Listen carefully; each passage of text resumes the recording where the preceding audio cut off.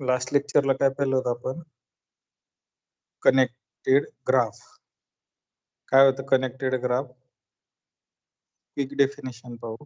जी हा ग्राफ जर कनेक्टेड असेल तर त्यातले कोणतेही दोन व्हर्टेक्स घ्या तर त्या व्हर्टेक्स मध्ये पाथ एक्झिस्ट असतो.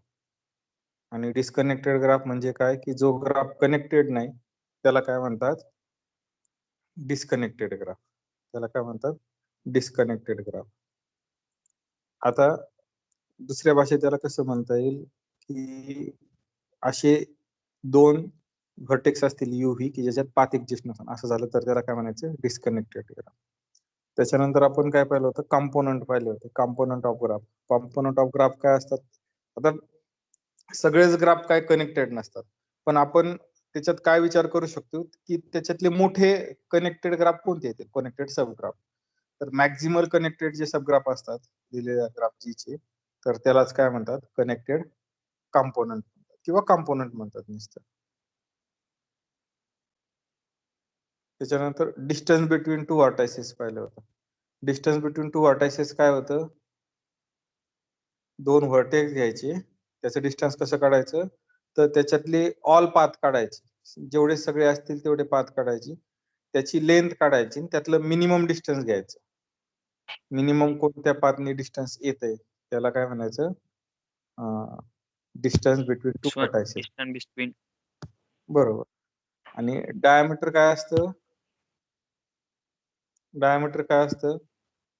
काय करायचं? दोन म्हणजे ऑल पॉसिबल व्हर्टायसेसच्या पेअर घ्यायच्या, त्या प्रत्येकाचं डिस्टन्स काढायचं आणि त्यातलं मॅक्झिमम डिस्टन्स घ्यायचं. त्याला काय म्हटलं होतं आपण? डायमीटर म्हणतो. त्याच्यानंतर पहिला थेरम असा पाहिला होता आपण, जी जर डिस्कनेक्टेड ग्राफ असेल, इफ अँड ओनली इफ, तर असे मला V1 आणि V2 व्हर्टायसेसचे सेट मिळतील की जे पार्टिशन फॉर्म करतील जी च्या व्हर्टायसेसचं, आणि V1 मधून जाणारी V1 मधून V2 ला जाणारी एकही एज नसणार आहे. म्हणजे अशी एकही एज नसणार आहे की ज्याचं एक एंड V1 मध्ये असेल आणि एक एज V2 मध्ये असेल. हा आपण थेरम पाहिला होता लास्ट लेक्चरला. तर हा सेकंड नंबर आपल्याला पाहायचा होता. आपण बहुतेक स्टेटमेंट पाहिलं होतं. याच्या आधी आपण हे पाहिलं होतं, हँडशेकिंग लेमा. तर हँडशेकिंग लेमाच्या नंतर एक रिझल्ट आपण प्रूव्ह केला.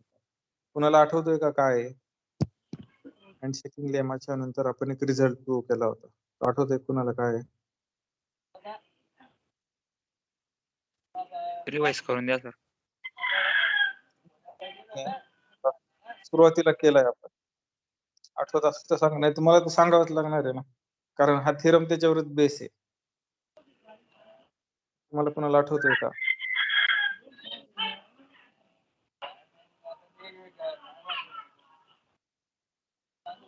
काय होतं असं आठवतंय का की आपण त्याचे एक्झाम्पल पण घेतले होते. तुम्ही कोणताही ग्राफ घ्या, त्या ग्राफ मध्ये ऑड व्हर्टायसेस जे असतात ते किती असतात? तर नंबरिंग ते इवन असतात. नंबर ऑफ ऑड व्हर्टायसेस किती असतात? इव्हन असतात. Even odd. तो थेरम इथं वापरायचा आहे आपल्याला. हा थेरम काय सांगतो 2 नंबरचा? इफ ग्राफ जी तो कनेक्टेड असो किंवा डिस्कनेक्टेड असो, has exactly two vertices of odd degree, then there will be path join these two vertices. म्हणजे हा थेरम काय सांगतोय? जर तुमचा ग्राफ कोणताही असो, कनेक्टेड असो किंवा डिस्कनेक्टेड असो, आता कनेक्टेड असल्यावर प्रूव्ह करायची काय गरज आहे का? आधी हे पहा, कोणताही ग्राफ घ्या, त्याच्यात जर असे दोन व्हर्टायसेस असतील ऑड डिग्रीचे, फक्त दोनच व्हर्टायसेस असतील ऑड डिग्रीचे, दोन व्हर्टायसेस ऑड डिग्रीचे असतात, ऑर्डर किती डिग्रीचे असतील? इवन असतील ना. हो. असा एक ग्राफ आहे की ज्याच्यात दोन व्हर्टायसेस ऑड डिग्रीचे, ऑर्डर काय आहेत? इवन डिग्रीचे. आता जे दोन ऑड व्हर्टायसेस ऑड डिग्रीचे असतील तर गॅरंटेड त्याच्यात पाथ असणार आहे. गॅरंटेड त्या ऑड डिग्रीच्या व्हर्टायसेस मध्ये काय असणार आहे? पाथ असणार आहे. हे प्रूव्ह करायचं. आता तुमचा ग्राफ कनेक्टेड असून डिस्कनेक्टेड असो, सपोज ग्राफ जर कनेक्टेड असेल तर काय होईल? पाथ त्या दोन व्हर्टायसेस मध्ये पाथ असेल का? ऑड डिग्रीच्या व्हर्टायसेस मध्ये जर ग्राफ कनेक्टेड असेल तर कनेक्टेडची डेफिनेशन काय आहे?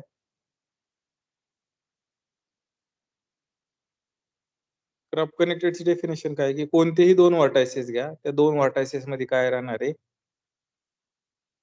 पाथ राहणार आहे, बरोबर? पाथ.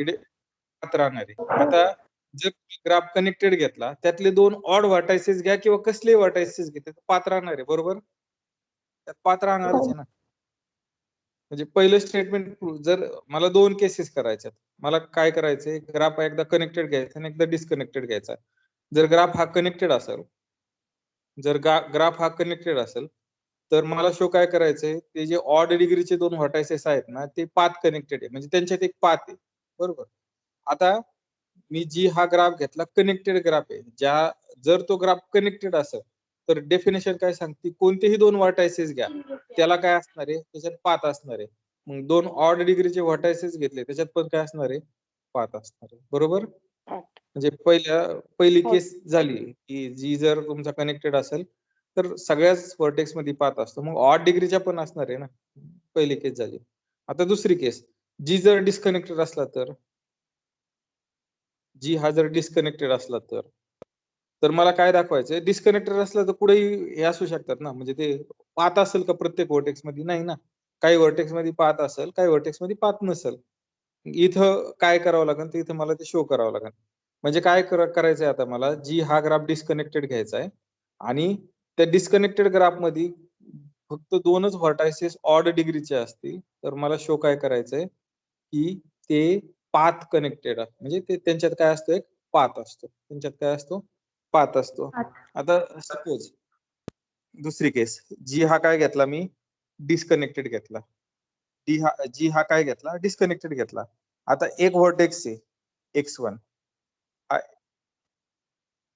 x1 हा व्हर्टेक्स आहे ऑड डिग्रीचा. x1 हा काय आहे? ऑड डिग्रीचा व्हर्टेक्स आहे. सॉरी, एक्सच म्हणा. एक्स हा काय आहे? ऑड डिग्रीचा व्हर्टेक्स आहे. तो कशात आहे? कंपोनंट ऑफ जी मध्ये असणार आहे. का? जरी ग्राफ तुमचा डिस्कनेक्टेड असला तर त्याच्यात कंपोनंट येतात. कंपोनंट येतात म्हणजे व्हर्टेक्स येतातच ना सगळे. मग तो एक्स व्हर्टेक्स एका कोणत्या तरी कंपोनंट मधला असणार आहे. अँड तो कंपोनंट असणार आहे, तो इट सेल्फ ग्राफ असणार आहे. तो सब ग्राफ आपण काय पाहिलंय? कंपोनंट हा काय असतो? सब ग्राफ असतो. आणि कंपोनंट हा काय असतो? कनेक्टेड असतो, बरोबर? आयडिया लक्षात येते? एक्झाम्पल हो वरून सर. सांगू. एक्झाम्पल वरून पण सांगा सर. एक्झाम्पल वरून सांगू. सोपं एक्झाम्पल घेऊ आपण. A X B Y U P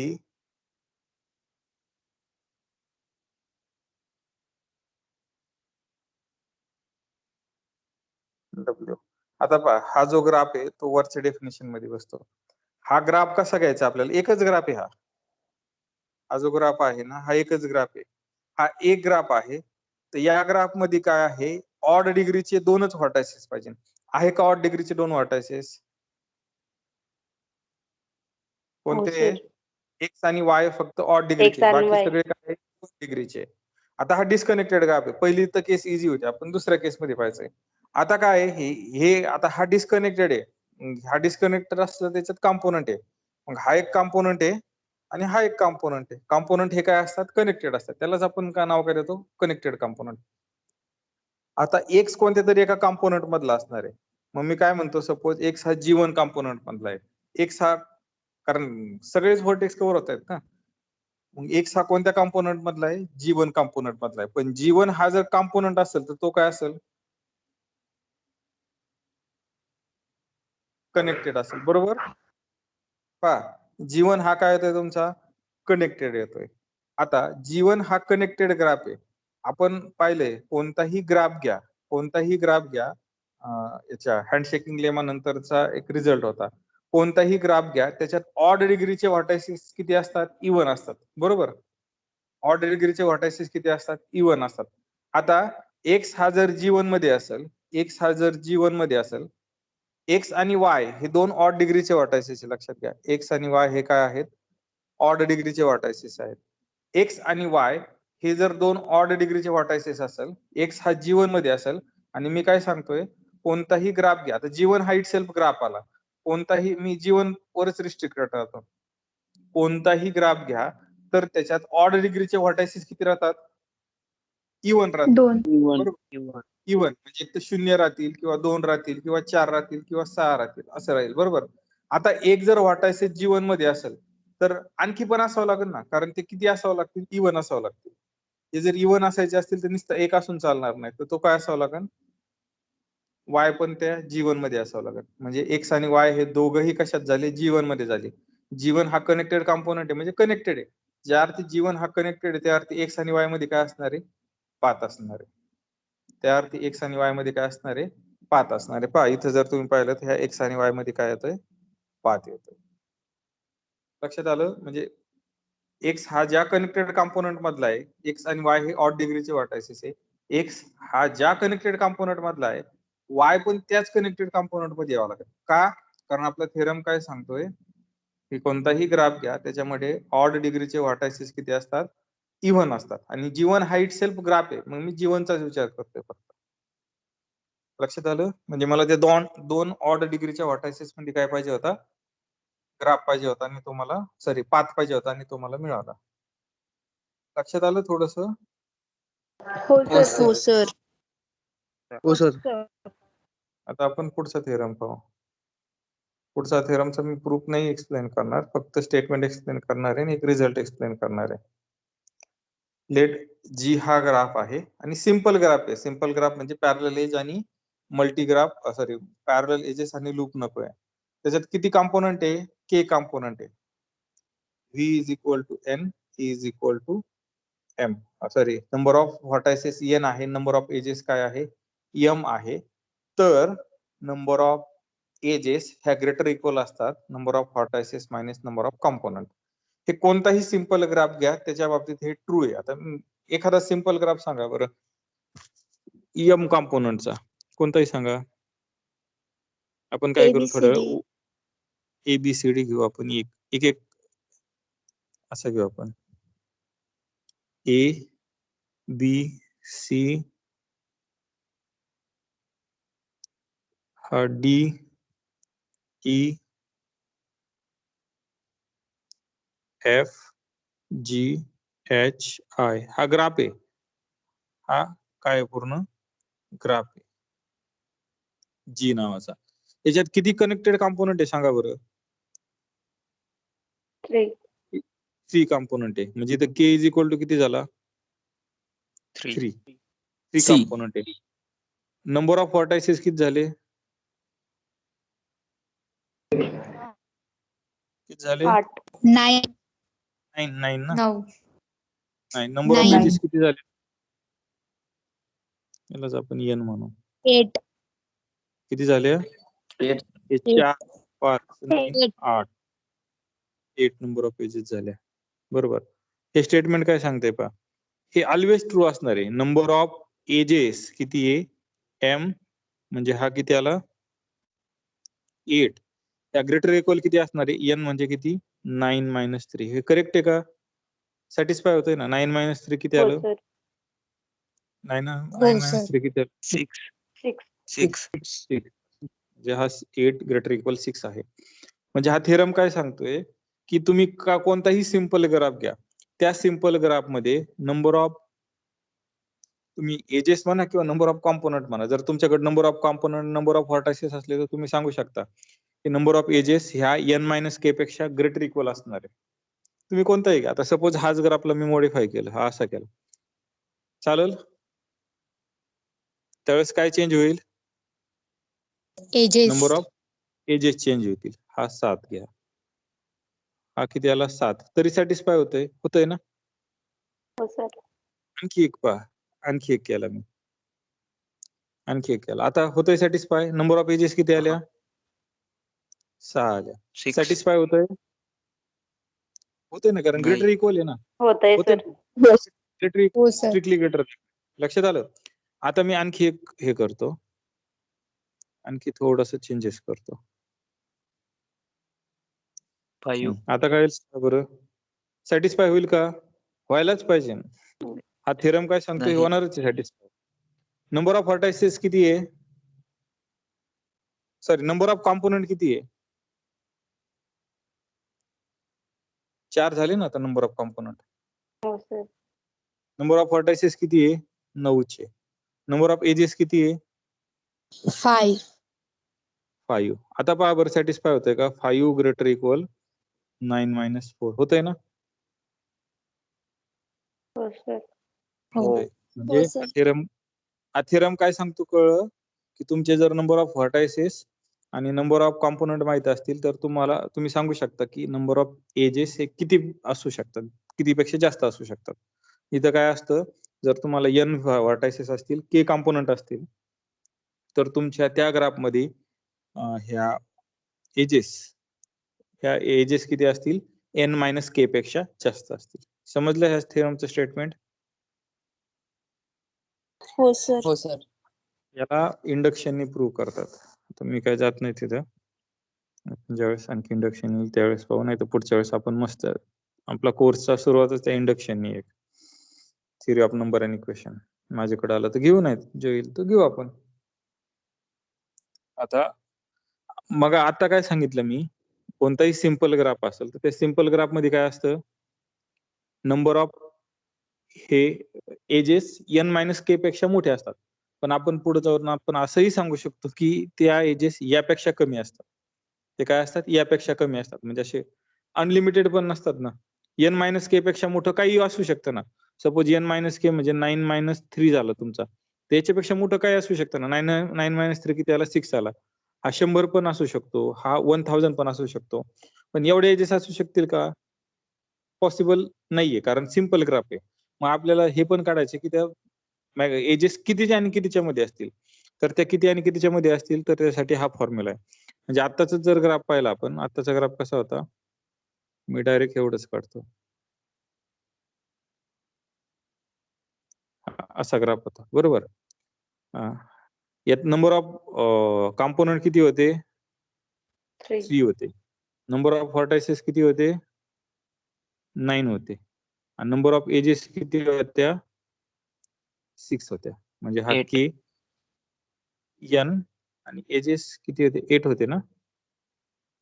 edges 8 sir. 8 होते. सॉरी. एजेस काय होते? 8 होते. यालाच आपण काय म्हटलं होतं? m. तर हे काय सांगतं की तुमच्या एजेस ह्या n - k आणि याच्यामध्ये असणार. आता n - k किती आला इथं? 9 - 3 किती आला? 6 आला. आता ही व्हॅल्यू काढतो मी राईट हँड साइडची. n - k किती आला? 6 आला.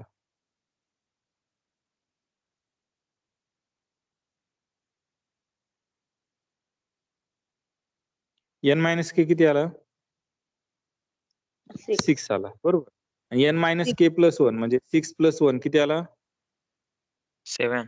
7 आला. डिवायडेड बाय 2 म्हणजे हा किती आला? 21 आला. म्हणजे ही व्हॅल्यू आली 21. म्हणजे ह्या ज्या एजेस असणार आहे ह्या किती असणार आहे तुमच्या?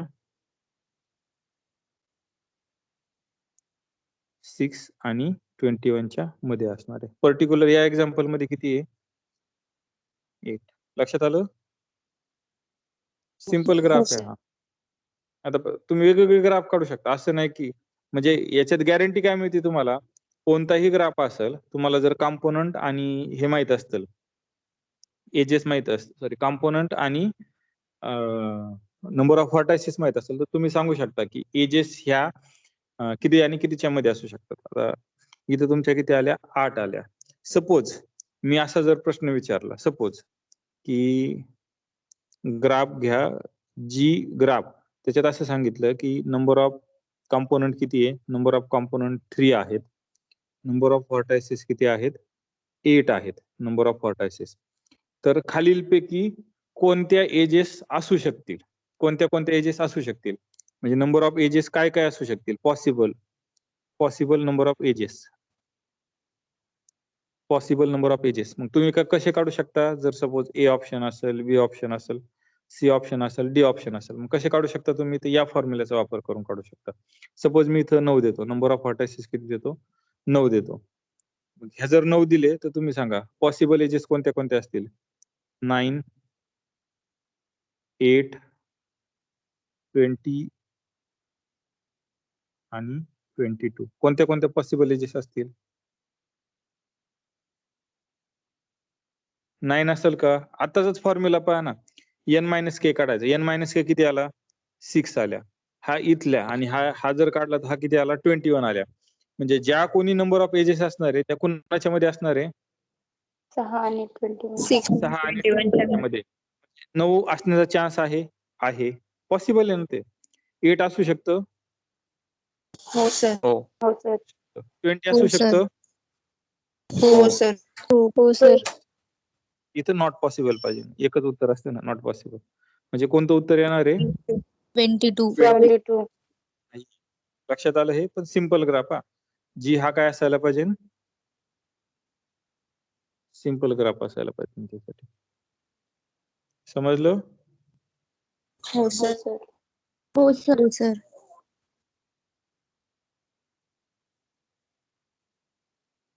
त्याच्यानंतर आपण पाहू कट, व्हर्टायसिस आणि ब्रिज. कट, व्हर्टायसिस. आधी आपण ब्रिज पाहू. ब्रिजला दुसरं नाव आहे कट एज. Cut edges. त्याला दुसरं नाव आहे इस्मस. त्याला दुसरं नाव काय? इस्मस किंवा कट एजेस किंवा ब्रिज. ब्रिज म्हणजे काय असतं? ब्रिज म्हणजे काय असतं? पूल. म्हणजे काय असतं? त्याचं काम काय पुलाचं? आपण असा विचार करू की 2 बेटामधला पूल. रेल्वे स्टेशन पूल नाही. 2 बेटामधला जॉईन पूल. करणे सर, जॉईन करणं. इकडे तिकडे जॉईन करणे. हा, तर बरोबर. कनेक्ट करायचं. काय करायचं? 2 पार्टला कनेक्ट करायचं. आता अमळनेरचं तसंच म्हणू शकतो ना आपण. अमळनेरचा आपला कॉलेजच्या शेजारचा ब्रिज आहे. तो रेल्वेच्या इकडल्या पार्टला रेल्वे ट्रॅकच्या पलीकडल्या पार्टला तो काय करतो? कनेक्ट करतो. त्याला काय म्हणतो आपण? ब्रिज म्हणतो. मग मला सांगा बरं, ब्रिज हा एज असू शकते का व्हर्टेक्स असू शकतो? एज. एज. त्या ब्रिजला दुसरं नाव काय आहे? कट एज किंवा इस्मस. इस्मस म्हणजे काय माहितीये का? 2 जे बेट असतात त्या बेटांना जोडणारा एक जमिनीचा भाग असतो. त्याला काय म्हणायचं? इस्मस म्हणायचं. ब्रिज हा ह्युमन मेड स्ट्रक्चर असतं ना. ब्रिज हे काय असतं? ह्युमन मेड स्ट्रक्चर असतं. पण इस्मस हे दोघांना जमिनीचा पार्ट असतो. म्हणजे तो ह्युमन मेड पण असू शकतो किंवा नॅचरल पण असू शकतो. पण ब्रिज हा ऑलवेज काय असतो? ह्युमन मेडच असतो. हे पाहू आपण ब्रिज म्हणजे काय. आता मला सांगा बरं, हे 2 ग्राफ आहे.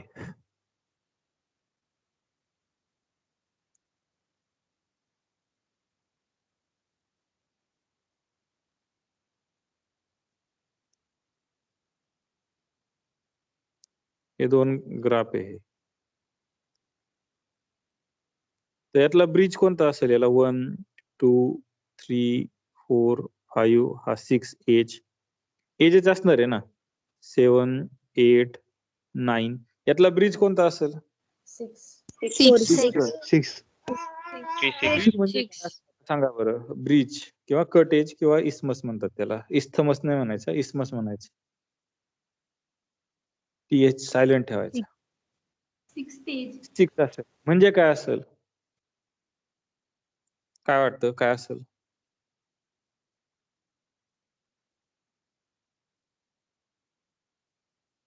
काय असेल? ग्राफना जोडणारा. हो, जोडणारा. मग ब्रिज आहे त्याला कसं म्हणायचं? त्याची प्रॉपर्टी काय सांगता येईल? 7 का नाही मग?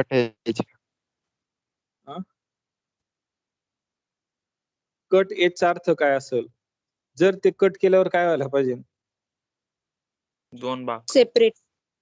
सेपरेट म्हणजे Disconnect. कंपोनंट वाढायला पाहिजे. आता ग्राफचे काय व्हायला पाहिजे? कंपोनंट वाढायला पाहिजे. म्हणजे ब्रिजची डेफिनेशन काय येईल? ई हा व्हर्टेक्स ब्रिज आहे. त्या ई हा व्हर्टेक्स ब्रिज आहे असं कधी म्हणता येईल?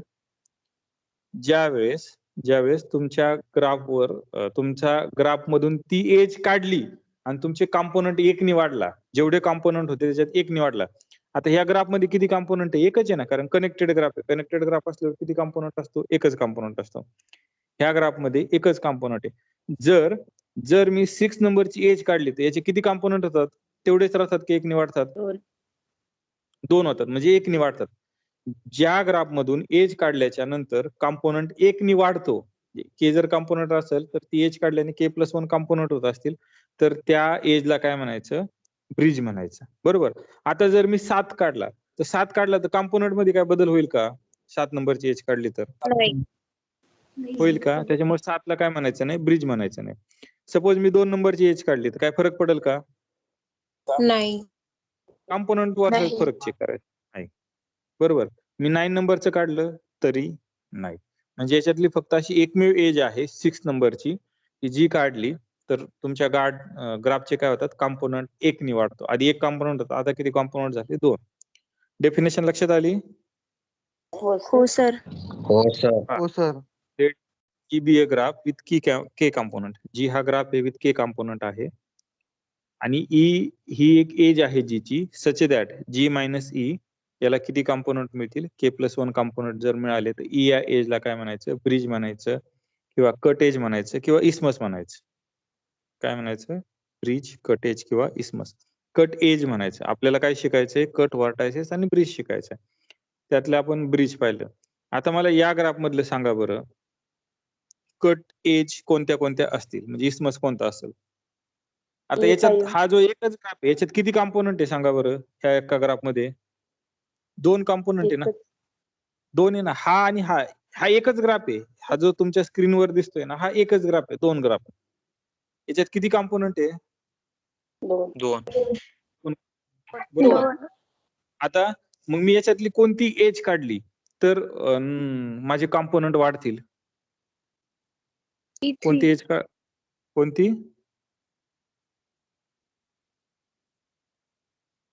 कोणती एज काढल्यावर, ही E5 ही जर E5 एज पहा, ही E5 एज जर काढली तर काय होईल, एक कॉम्पोनंट वाढेल ना. दिसतंय का हे? हो सर. हो सर.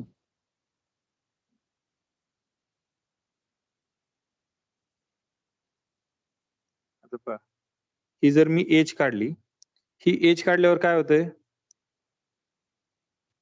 कॉम्पोनंट वाढतायत. म्हणजे हे जे आपण E5 जी एज काढली ती E5 एज काय आहे, ब्रिज आहे. लक्षात आलं?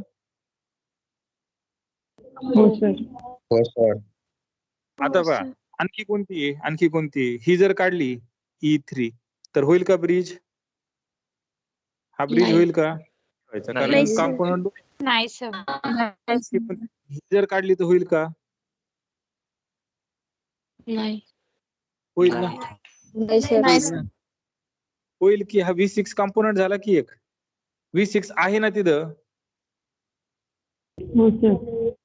कॉम्पोनंट आहे ना तो. सिंगल जरी असला त्याला एज जरी नसली तरी तो कॉम्पोनंट आहे, म्हणजे कॉम्पोनंट वाढला ना. लक्षात येतंय? हो. म्हणजे हा सुद्धा हो काय सर. झाला, ब्रिज झाला. जे पहा E5 E6 काढला तर ब्रिज होतोय. आणखी कोणती इकडली जर काढली तर हा नाही ना ब्रिज होत, नाही होत हा ब्रिज. E8. ही जर काढली, इकडली जर काढली तर E8 काढलं तर ब्रिज होतोय का? होतोय ना. कॉम्पोनंट वाढतोय म्हणजे हे पण आहे. म्हणजे E5 E6 आणि E8 झालं. आणखी कोणतं आहे का? नाही. नाही. हे नाही. म्हणजे इथं हो. किती ब्रिज आले, 3 ब्रिज आले. कोणते? E5 E6 आणि E8. समजलं हे? हो सर. हो सर. 5 E6 आणि E8. सॉरी.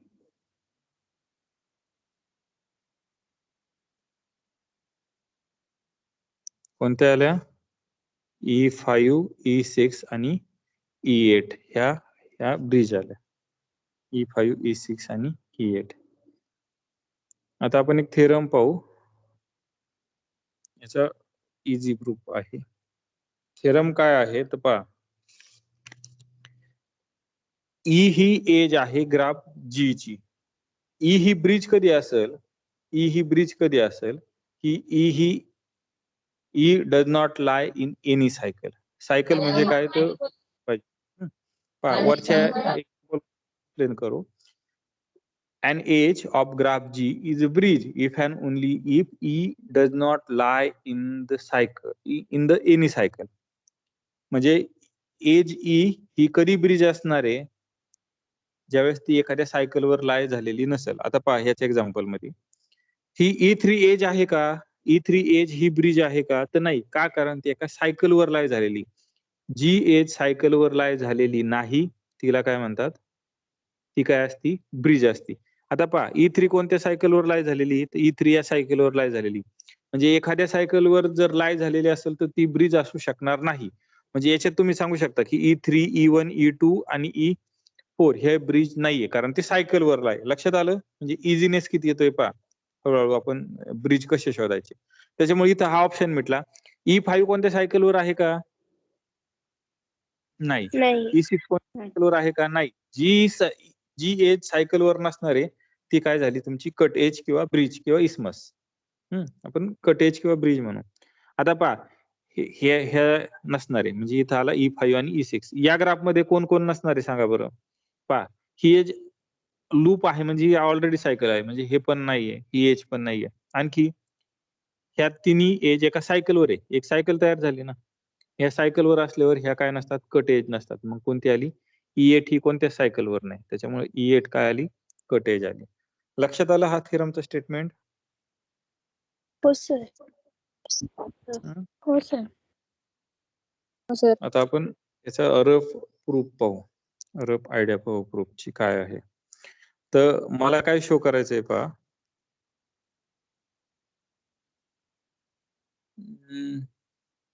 मी ग्रुपला एक्झाम्पल एक सॉल्व्ह करायला लावलं होतं, एक राईट करायला लावलं होतं. कुणी केलं का? हो सर, मी केलंय. पाठवलं हो का? सर केलेलं आहे. हो तर सर. नाही, हो ग्रुपला सर. नाही पाठवलं. आधी हो आपण काय करू, आधी आपण हे एक्झाम्पल समजून घेऊ आणि मग तो हे पाहू. तुम्हाला ट्रूथ टेबल काढायला लावले होते. काय करायला लावलं होतं? ट्रूथ टेबल काढायला लावले होते. पहा हे काय आहे. an edge E of graph G is bridge. An edge E of graph G is bridge if and only if E does not lie in any cycle of G. हे statement आहे. If and only म्हणजे काय? जर हे true असलं तर पुढचं true आहे, आणि हे ट्रू असलं तर मागचं ट्रू आहे. हे लक्षात आलं? डबल इम्प्लाइज म्हणतात त्याला. त्याला काय म्हणतात? Double implies. आता पहा मी तर वाक्य काय करतोय, पी हे वाक्य घेतोय. पी हे वाक्य काय घेतोय? an edge of graph G is bridge. an edge of graph G is bridge. हे पहिलं वाक्य घेतो. आणि क्यू वाक्य काय घेतो? E does not lie. E does not lie in any cycle. E does not lie on any cycle. हे statement पहा. हे पी. मला प्रूव्ह काय करायचंय? P इम्प्लाइज Q आणि Q इम्प्लाइज P. दोन्ही साइडनी मला प्रूव्ह करायचंय ना. P इम्प्लाइज Q आणि Q इम्प्लाइज P. लक्षात आलं? हो sir.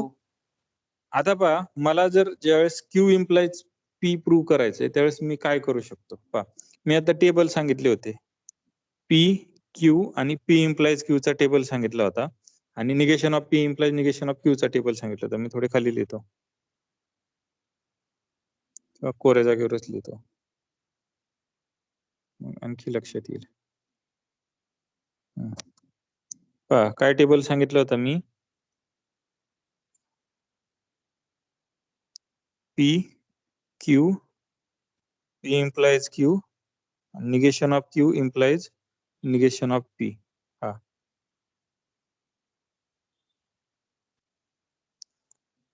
true, true, false, false, true, false, fall. true, false किंवा false true दोन चालतं. T T दोघांचं आउटपुट काय असतं? इम्प्लाइजचं T implies T. T implies false. false, false. F implies T. T. True. F implies M. True. आणि याचा true table काय होतो? Negation of Q implies negation of P चा टी एफ टी टी. दोन्ही truth table सारखे येतात का? हो पी इम्प्लाइज क्यू आणि Q negation of Q implies negation of P, दोघांचे ट्रूथ टेबल काय येतात? सेम येतात. म्हणजे जर मला एखादं स्टेटमेंट असं प्रूव्ह करायचं असेल पी इम्प्लाइज क्यू, तर त्याच्या जागी मी काय प्रूव्ह करू शकतो? Negation of P implies negation of Q. बरोबर? हो सर. बरोबर ना? मग आता मला पी इम्प्लाइज एकदा क्यू प्रूव्ह करायचंय आणि एकदा क्यू इम्प्लाइज प्रूव्ह करायचंय. मग मी हे प्रूव्ह करायच्या ऐवजी असं प्रूव्ह केलं तर चालेल का? Negation of P implies negation of Q. चालेल ना? सेम आहे ना? हो सर. हो सर. जागा चेंज होतात आणि निगेशन येतं. म्हणजे क्यू इम्प्लाइज प्रूव्ह करायचं झालं तर काय करणार? Negation of P implies negation of Q असं प्रूव्ह करू शकतो. किंवा हे जर प्रूव्ह करायचं झाल्यावर मी काय करू शकतो? Negation of Q implies negation of P असं.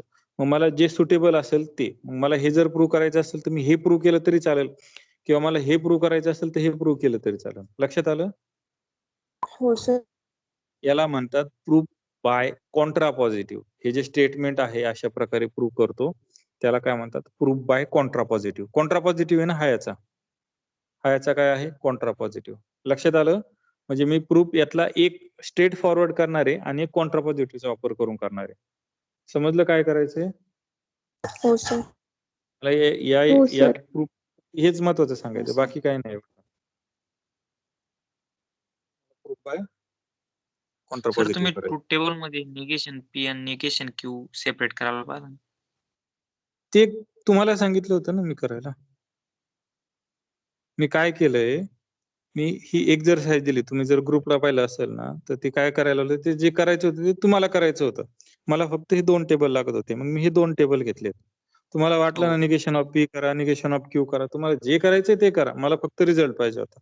त्याच्यामुळे मी हे लिहिलंय. मी तुम्हाला हा ट्रूथ टेबल शिकवत नाही. मी फक्त हा समजून सांगतोय, की समजून नाही सांगत ऍक्च्युअली. हा मी दाखवतोय आणि याच्यावरून मला काय घ्यायचंय ते सांगतोय मी.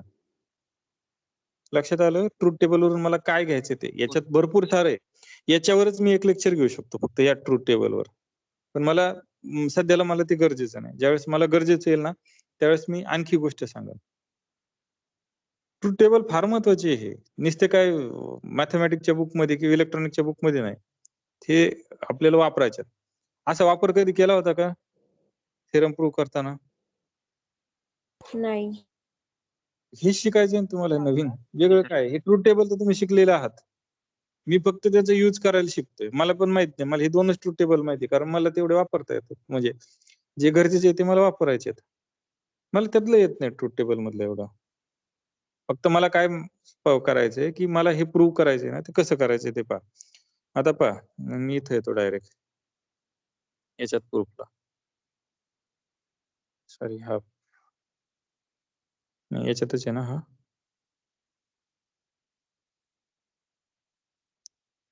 हा proof. Any an edge E of graph G is bridge if and only. म्हणजे हे P स्टेटमेंट आहे. मला प्रूव्ह काय करायचंय? P implies Q आणि नंतर प्रूव्ह काय करायचंय? Q implies P. हे P स्टेटमेंट आहे आणि हे काय स्टेटमेंट आहे? Q स्टेटमेंट आहे. मला P implies Q आणि Q implies P प्रूव्ह करायचंय. मी याच्या जागी काय प्रूव्ह करणार आता? कॉन्ट्रा पॉझिटिव्हनी negation of P implies negation of Q. Negation of P म्हणजे काय? An edge E is graph of an edge G of graph G is bridge. याचं निगेशन काय येणार आहे?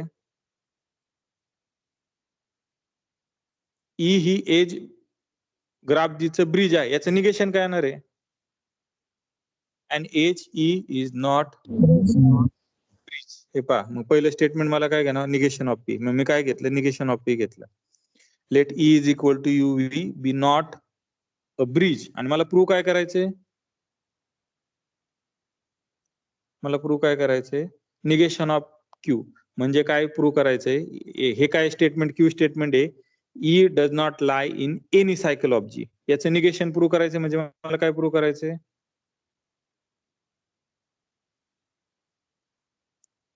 E ही G च्या कोणत्याच सायकल मध्ये नाहीये.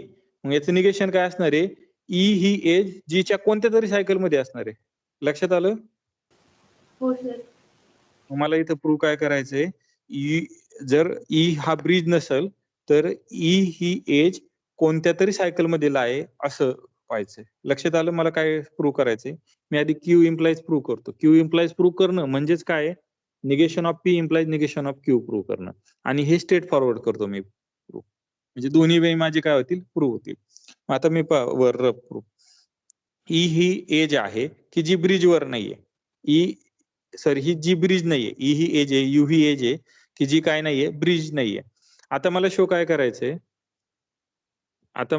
करायचंय, की ई, आता एक लक्षात घ्या, मी हा जो थेरम आहे ना, हा कनेक्टेड साठी मी प्रूव्ह करतो. हा कशासाठी प्रूव्ह करतो, कनेक्टेड साठी. जर ग्राफ कनेक्टेड नसेल तर मी सेपरेट कशाचा अजूम करू शकतो, कॉम्पोनंट अजूम करतो. कॉम्पोनंट काय असतात, कनेक्टेड असतात. म्हणजे विदाउट लॉस ऑफ जनरलिटी मी हा प्रूव्ह कोणासाठी करतो, कनेक्टेड साठी करतो. मला काय शो करायचंय, जी एखादी एज जर ब्रिज असेल तर ती सायकलवर लाईन असते. मग मी आता शो काय करतो, सुरुवातीला क्यू इम्प्लाइज पी साठी negation of P implies negation of Q, म्हणजे जी ही जर ब्रिज नसेल तर ती एका सायकलवर लाय असते हे शो करतो. ई ही एज आहे, यू ही काय आहे, ब्रिज नाहीये. ज्या अर्थी ब्रिज नाहीये त्या अर्थी ती कॉम्पोनंट वाढवणार आहे का, ब्रिज असलं तर ते कॉम्पोनंट वाढवते. कनेक्टेड असल्यामुळं जर ब्रिज असेल तर ती दोन कॉम्पोनंट करेल. पण ज्या अर्थी ही ब्रिज नाहीये त्या अर्थी एकच कॉम्पोनंट राहणार आहे, कारण कनेक्टेड ग्राफ आहे. ब्रिज नसेल ते जर काढले तर एकच कॉम्पोनंट राहणार, म्हणजे जी मायनस ई सुद्धा एकच कॉम्पोनंट आहे, म्हणजे तो काय आला, कनेक्टेड आला. ज्या अर्थी कनेक्टेड आला त्या अर्थी मला शो काय करायचंय की ई ही एज कशावर आहे, ई ही एज सायकलवर आहे हे शो करायचंय. आता ज्या अर्थी जी मायनस ई हा कनेक्टेड आहे त्या अर्थी यू आणि व्ही मध्ये पाथ असणार आहे, जी मायनस ई मध्ये, बरं का, जी मायनस ई मध्ये काय असणार आहे, यू मायनस व्ही मध्ये काय असणार आहे, पाथ असणार आहे. आणि ह्या जी मायनस यू मध्ये यू व्ही हा पाथ आहे, आणि हा जो पाथ पी आहे याला जर मी विथ ई जर पाहिलं तर ती एक सायकल तयार होते. ती सायकल तयार होते म्हणजे काय आलं, यू ई हा कशात आला, सायकल मध्ये आलाय का. मी एका एक्झाम्पल वरून सांगतो मग तुमच्या लक्षात येईल. सपोज हा ग्राफ आहे,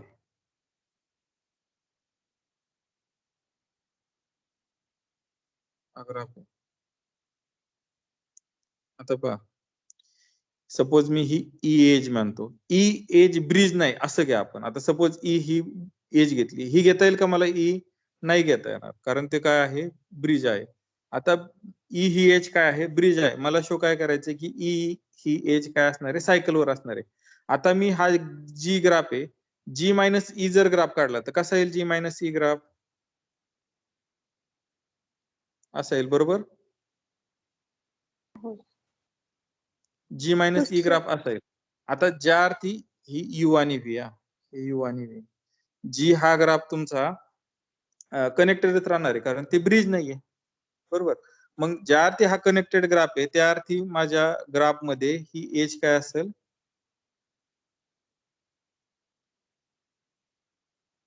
हा पाथ असेल, बरोबर. हा पाथ असेल. आता हा पाथ आहे म्हणजे यू आणि व्ही ला मला दुसऱ्या वेळेने कनेक्ट करता येते, आणि ऑलरेडी आपण कनेक्ट केलेलं आहे. कशाने कनेक्ट केलेलं आहे, तर ह्या ई एज ने कनेक्ट केलेलं आहे. म्हणजे हा तुमचा काय झाला, सायकल कंप्लीट झाली. आणि ई ही एज कुणावर झाली, सायकलवर झाली. लक्षात आलं पहिला ग्रुपची आयडिया, पहिल्या पार्टची. हो सर. आता क्विक आपण दुसरा पाहू एका मिनिटात. दुसरा काय करायचंय, मला स्ट्रेट फॉरवर्ड करायचंय, पी इम्प्लाइज क्यू. ई ही जर ब्रिज असेल तर ई ही एका सायकलवर नसणार आहे असं. आता सपोज ई ही एज यू व्ही एज आहे, ती ब्रिज आहे. ती जर ब्रिज असेल तर ती एज काढल्याने ग्राफ डिस्कनेक्टेड होईल, बरोबर. ब्रिज जर असेल तर ग्राफ काढल्याने कॉम्पोनंट वाढतो. आता इथं आपला ग्राफ कनेक्टेड आहे, जर दोन कॉम्पोनंट झाले तर तो ग्राफ काय आला, डिस्कनेक्टेड आला.